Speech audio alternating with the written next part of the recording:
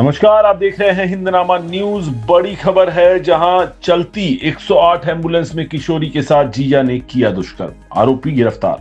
चलती 108 जननी express ambulance में किशोरी के साथ दुष्कर्म की वारदात घटित हुई है। रिश्ते के जीजा पर ही लग रहा आरोप, मामा की बेटी, मामा सहित दोस्त भी वारदात में शामिल। मौगा जिले के हनुमाना थाना क्षेत्र से दुष्कर्म की वारदात सामने आई है, जहां किशोरी के साथ रिश्ते के जीजा पर ही दुष्कर्म के आरोप लग रहे हैं। डरी सहमी पीड़िता किशोरी ने घटना के दूसरे दिन थाने पहुंचकर पुलिस से शिकायत की। शिकायत प्राप्त होते ही पुलिस की टीम एक्टिवेट हुई और वारदात में शामिल 2 लोगों को पुलिस ने गिरफ्तार करते हुए 108 जननी एक्सप्रेस एम्बुलेंस को भी जब्त कर लिया। विभिन्न धाराओं के तहत मुकदमा कायम करके पुलिस की टीम अब वारदात में शामिल अन्य आरोपियों की तलाश में जुटी हुई है। बता दें, घटना मऊगंज जिले के हनुमाना थाना क्षेत्र की है, जहां पीड़िता किशोरी के मुताबिक बीते 22 नवंबर को उसके मामा की छोटी बेटी मंजू उसके घर आई और पीड़िता को अपने साथ उसके घर चलने के लिए कहा। पीड़िता जब उसके घर पहुंची तो मंजू की बड़ी बहन मनीषा अपने पति राजेश केवट, जो कि रिश्ते में पीड़िता का जीजा है, दोनों लोग 108 एम्बुलेंस से आए हुए थे।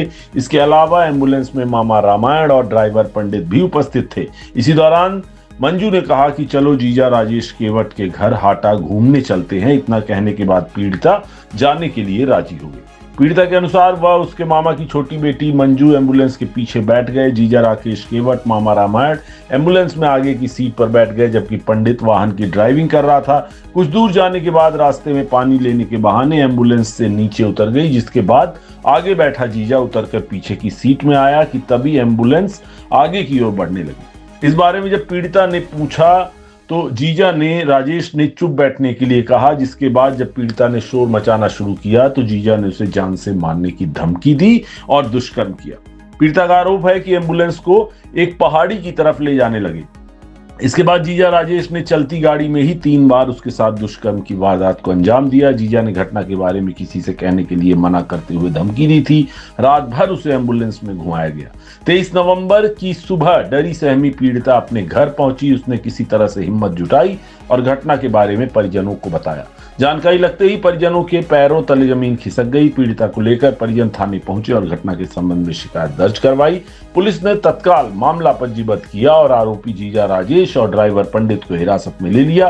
वहीं पुलिस ने वारदात में प्रयोग की गई 108 जननी एक्सप्रेस एम्बुलेंस को रीवा से बरामद कर लिया है। पुलिस ने पॉक्सो एक्ट के साथ ही बीएनएस के तहत मामला पंजीबद्ध करते हुए मामले में फरार पीड़िता की ममेरी बहन मंजू और मामा रामायण की तलाश में जुट गई। मामले को लेकर डीआईजी रीवा संभाग साकेत प्रकाश पांडे का कहना है कि 16 वर्षीय नाबालिग बच्ची मऊगंज स्थित अपने ननिहाल में रहती है। उसने पुलिस में शिकायत दर्ज कराई है। उसका कहना था रिश्ते की दीदी उसे लेकर अपने घर गई थी, एक वैन में बैठाया, रास्ते में बहन उतर गई। बहन के अलावा वैन में अन्य 3 लोग मौजूद थे, जिसमें से एक व्यक्ति ने उसके साथ जाति की है। मामले में 4 आरोपी बनाए गए हैं, 2 गिरफ्तार हो गए हैं, 2 की तलाश की जा रही है, जिन्हें जल्दी गिरफ्तार कर लिया जाएगा।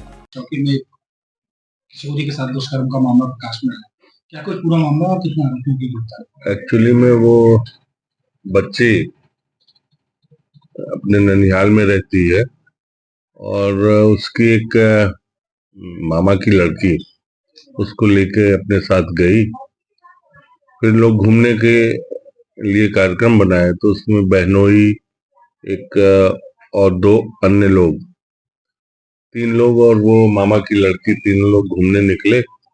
रास्ते में वो मामा की लड़की रुक गई, ये लोग घूमते रहे और उसके बाद उस बच्ची का ये कहना है कि उसमें से एक आदमी ने उसके साथ गलत काम किया और गाड़ी के अंदर ही। क्योंकि ऐसी स्थिति में सब लोग साथ में थे तो सभी आरोपी बनाए गए हैं और 2 आरोपियों की गिरफ्तारी हो गई है और 2 जो बचे हैं शीघ्र गिरफ्तारी की जाएगी। घटना दुखद रही, लेकिन समय पर पता चल गया, आरोपियों की गिरफ्तारी हो चुकी, शेष की गिरफ्तारी बहुत जल्दी की जाएगी। तो जननी एक्सप्रेस का नाम है, जननी एक्सप्रेस में गाड़ी में ले जाकर किया गया? नहीं, ऐसा नहीं समझ में आया।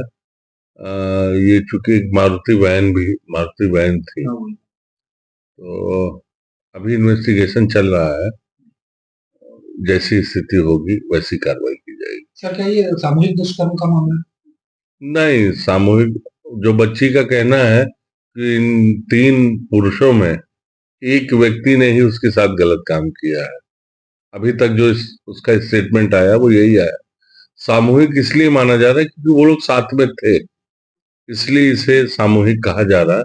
जबकि उस बच्ची का कहना है कि एक ही आदमी ने उसके साथ गलत काम गाड़ी में किया था। तो 2 की गिरफ्तारी हो गई है, 2 की शेष है, बहुत जल्दी कर लेंगे।